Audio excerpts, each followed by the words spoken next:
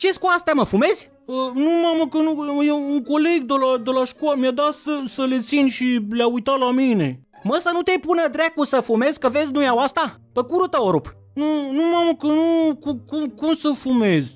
Minciuna poate ar fi ținut dacă maică-mea nu găsea peste câteva zile niște chiștoace prin curte. Erau cu filtru, iar tata fuma carpați fără filtru, așa că de data asta nici nu l-a mai întrebat. A pus mâna pe nuia și zbang, i-a dat direct. Fumezi, a? Fumezi, zbang! Mamă, nu, că nu e Chelu a trecut pe la noi duminică, el a fumat. Care-i Chelu, mă? După ce că fumezi, mai ai și tu pe o să mă minți. Nu, mamă, că nu cum să, că nu e Chelu a fumat. Mai ai grijă că dacă mă minți iară, jar mănânci. Spre norocul lui și cu prețul unui pachet de țigări, Chelu i-a confirmat lui mama că, într-adevăr, trecuse pe la noi duminică, deși nu trecuse, iar pălărie a scăpat bazma curată și de astă dată. Doar că din ziua aia lucrurile n-au mai fost la fel. Dacă până acum puteam să fumăm liniștiți că nimeni nu ne bănuia, acum dintr-o dată eram suspecți. Mă rog, poate mai mult pălărie decât mine, dar în orice caz, singurul lucru de care avea nevoie mama pentru a-și confirma suspiciunea era o dovadă concretă.